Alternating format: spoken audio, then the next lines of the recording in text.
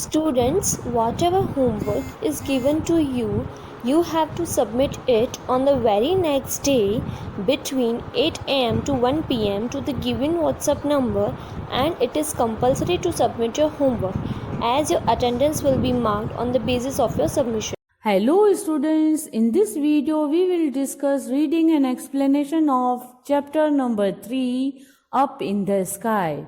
In last video we had discussed about satellites, solar system and the planet Earth. Planet Earth में भी हमने planet Earth का किस तरह से स्ट्रक्चर होता है उसके बारे में हमने सीखा. आइए अर्थ के हम लोग बाकी वाले पार्ट को समझें, मतलब बाकी उसकी मूवमेंट ऑफ द अर्थ और सीजन्स ऑफ द अर्थ के बारे में भी सीखेंगे और लास्ट में festivals and the heavenly bodies के बारे में सीखेंगे. So let's start. Movement of the अर्थ मतलब पृथ्वी की मूवमेंट के बारे में हम जानें. बच्चों, आपको मालूम है हमारी पृथ्वी 2 तरीके से मूवमेंट करती है. वो 2 तरीके कौन से? एक है रोटेशन और दूसरा है रिवॉल्यूशन. तो सबसे पहले हम लोग रोटेशन के बारे में सीखें. When you play with a top, how does it move? The earth also spins like a top. The imaginary line that goes through the center of the earth is called axis. The earth is slightly tilted. बच्चों, जब आप एक लट्टू से खेलते हो, आपने notice किया है कि वो कैसे घूमता है? इसी तरीके से हमारी पृथ्वी भी ऐसे ही टॉप की तरह घूमती है. एक इमेजिनरी लाइन जो पृथ्वी के बिल्कुल बीच में से जाती है उसको एक्सिस बोलते हैं. हमारी पृथ्वी थोड़ी टिल्टेड मतलब टेढ़ी है. The movement of the earth on an imaginary axis just like a top is called rotation. The top and the bottom of the earth are the poles, the North Pole and the South Pole. The earth takes 24 hours to complete one rotation. This forms the day and night. बच्चों, अब rotation किसको बोलते हैं? Yes, पृथ्वी की जो movement होती है वो अपने चौगिर्द घूमती है और लट्टू की तरह घूमने की वजह से एक काल्पनिक रेखा बनती है. उसी को ही रोटेशन बोलते हैं. टॉप मतलब जो ऊपर वाला हिस्सा होता है और बॉटम मतलब जो नीचे वाला हिस्सा होता है. ये धरती के पोल्स हैं, मतलब उत्तरी पोल और दक्षिणी पोल. पृथ्वी को एक चक्र लगाने में 24 आवर्स लगते हैं. इसी वजह से दिन और रात बनते हैं. The equator is another imaginary line around the earth which divides the earth into 2 halves, the northern hemisphere and the southern hemisphere. In southern hemisphere it is winter at that time. यहाँ पे equator एक दूसरी imaginary मतलब काल्पनिक रेखा है जो अर्थ के around है, जो पृथ्वी को 2 हिस्सों में डिवाइड करती है. 2 हिस्से हैं northern hemisphere and southern hemisphere. Southern hemisphere में उस वक्त सर्दी होती है, उसके ऑपोजिट नॉर्दर्न हेमिस्फीयर में फिर गर्मी होती है. The earth revolves around the sun and it appears as if the sun is moving around the earth. Actually, the sun remains at its position only. The movement of the earth around the sun is called revolution. Earth takes 365 and 1/4 days to complete its revolution. It is known as solar year actually हमारी पृथ्वी सन के चौगिर्द घूमती है, पर हमें ऐसा लगता है कि सन पृथ्वी के चौगिर्द घूम रहा है। हकीकत में सन तो अपनी एक ही पोजीशन में होता है। पृथ्वी सन के चौगिर्द घूमती है। इस मूवमेंट को ही रिवॉल्यूशन बोलते हैं। इस रिवॉल्यूशन को कंप्लीट करने में पृथ्वी को 365 डेज और 1/4 दिन लगता है। इसी को ही सोलर ईयर बोलते हैं। Now next heading is about seasons of the अर्थ। बच्चों, अब पृथ्वी पे कौन सी सीजन्स होते हैं उसके बारे में हम सीखेंगे। The revolution of the earth results in the formation of different seasons. पृथ्वी के रिवॉल्यूशन की वजह से अलग अलग ऋतुएं होती है, जैसे कि गर्मी, सर्दी, पतझड़ और बारिश की सीजन। इस तरह ये 4 सीजन्स जो मेन है वे हमारी पृथ्वी पे होती है। The earth which orbits around the sun once each year is tilted 23.5 degrees. When the top of the earth or the north pole is inclined towards the sun, it is summer in the northern hemisphere, where the sun rises highest in the sky and the days are longest and hotter. बच्चों, हमारी पृथ्वी जो सूर्य के चौगिर्द साल में एक बार चक्र लगाती है, 23.5 डिग्री पे ये टेढ़ी होती है। इसी वजह से होता है जब पृथ्वी का ऊपर वाला हिस्सा मतलब नॉर्थ पोल या जो बोलें कि उत्तरी साइड हो वह सन के साइड होता है, वहाँ उत्तरी गोलार्ध में समर और सूर्य के सामने चमकने की वजह से दिन बड़े और गर्म होते हैं। When the North Pole points away from the sun, it is winter in the northern hemisphere. The sun is low and the days are shorter here. Thus, it is summer in the southern hemisphere. जब उत्तरी गोलार्ध सन से दूर होता है, वहाँ उत्तरी गोलार्ध में सर्दी होती है। मतलब सन की छाया कम होने के कारण दिन छोटे और इस तरह दक्षिणी गोलार्ध में फिर समर होती है। The sun changes position in the sky during the year. The sun is above the equator during summers in northern hemisphere and for the rest half of the year it is below the equator. The sun crosses the equator twice a year.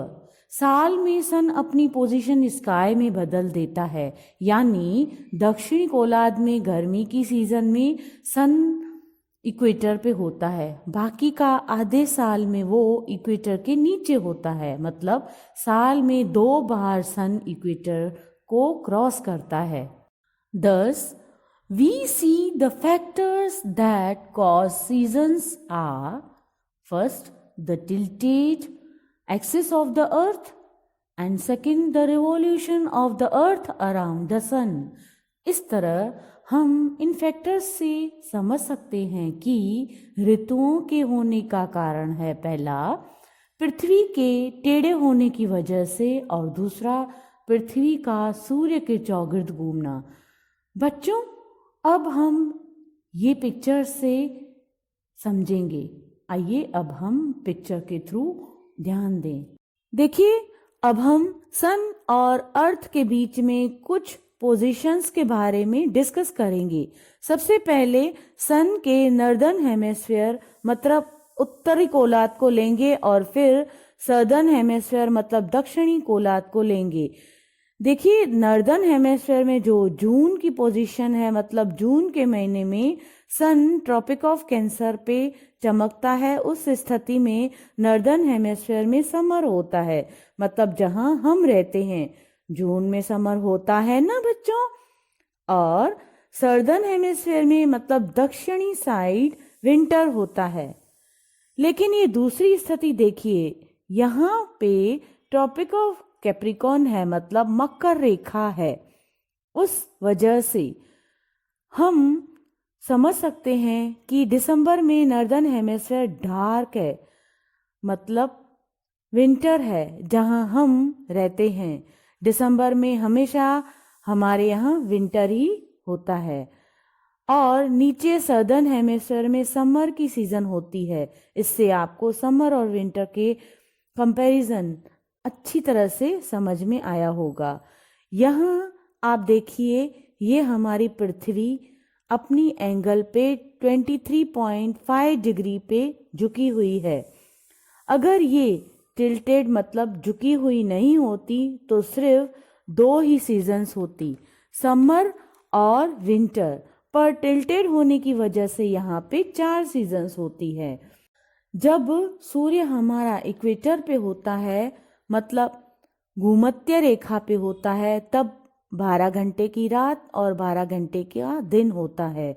मार्च में 20 और 21 date को देखेंगे तो ऐसा ही होता है। इसको बोलते हैं स्प्रिंग इक्विनॉक्स। और नेक्स्ट देखिए, 23 सितंबर को सूर्य इक्वेटर पे चमकने की वजह से 12 घंटे की रात और 12 घंटे का दिन होता है। मतलब जब भी सूर्य इक्वेटर पे होता है तब 12-12 घंटे का दिन और रात होती है। तो बच्चों, आपको अच्छी तरह से समझ में आया होगा। Festivals and the heavenly bodies. बच्चों, आइए अब हम कुछ त्योहारों के बारे में समझें और उनका संबंध ये हैवी बॉडीज से, मतलब जैसे कि सन, मून, प्लैनेट्स, इनसे कैसा है वो इसमें हम डिस्कस करेंगे। In India, many festivals are observed throughout the year. There are many festivals that are related to the movement of the moon, the planets, the sun, and the seasons. Some festivals are dedicated to sun god and some festivals are related to the moon. बच्चों, हमारे भारत में साल में बहुत सारे त्यौहार मनाए जाते हैं। ये जो त्योहारों के मतलब हैं वो किस तरह से संबंध रखते हैं, वो सूर्य, मून और सीजन्स के बदलने की वजह से उनके साथ रिलेटेड हैं। कुछ त्यौहार सन गॉड को ध्यान में रखकर मनाए जाते हैं, तो कुछ त्यौहार हम मून के रिलेटेड मतलब उनके संदर्भ में मनाते हैं, मतलब उनको ध्यान में रखकर मनाते हैं। Makar Sankranti is most widely celebrated Hindu festival dedicated to sun god. It is a harvest festival. It is a way to express thanks to sun god for ensuring a good harvest and dedicate the first grain to him. उत्तरायण मतलब ये जो मकर संक्रांति है हम उसको उत्तरायण भी बोलते हैं। ये हिंदुओं का हर जगह मनाया जाने वाला त्यौहार है। ये भगवान सूर्य की वजह से मनाया जाता है। इस फेस्टिवल पे फसल काटी जाती है। ये इसलिए मनाया जाता है क्योंकि ये फेस्टिवल को मतलब इस फेस्टिवल पे हम भगवान सूर्य को थैंक्स बोलना चाहते हैं। इसी थैंक्स की वजह से हम ये भी एक्सप्रेस करना चाहते हैं कि सन की वजह से ही पृथ्वी पे अच्छी फसल उगी हुई है और हमें पहला अनाज मिला है। Chhath is another Hindu festival dedicated to sun Surya. दूसरा हिंदुओं का त्योहार है छठ, ये भी सूर्य को डेडिकेटेड है। There are many festivals related to the moon. For example, Shivratri is observed a day before new moon. Holi, Buddha Purnima, Guru Purnima are all observed on full moon day. Diwali is celebrated on new moon day. अब हम दूसरे festivals को देखेंगे तो जो moon के related हैं, example Shivratri जब आती है तो न्यू मून से पहले आती है। होली, बुद्ध पूर्णिमा, गुरु पूर्णिमा ये सब देखेंगे तो जब फुल मून डे होता है तब ही ये फेस्टिवल्स मनाए जाते हैं। दिवाली भी न्यू मून डे पे ही मनाई जाती है। All Muslim festivals depend on the moon. In calendars, Eid is mentioned that it is subject to appearance of the moon. बच्चों, सब मुस्लिम त्यौहार जो भी होते हैं वो मून को ध्यान में रखकर ही मनाए जाते हैं। कैलेंडर में भी आपने देखा होगा कि मून मतलब ड्रॉ किया हुआ होता है और उस फिगर को दिखाई देता है, मतलब जिस दिन उनकी ईद होती है या उनका जो फेस्टिवल होता है। Baisakhi, Onam, Pongal, Bihu and Lohri are associated to the seasons, जबकि बैसाखी, पोंगल, बिहू और लोहरी फिर ये सीजन्स को ध्यान में रखकर मनाए जाते हैं। तो बच्चों, आपको अच्छे से क्लियर हो गया होगा कि फेस्टिवल्स किसको ध्यान में रखकर मनाए जाते हैं। Okay, let us revise. Stars are big balls of hot gases.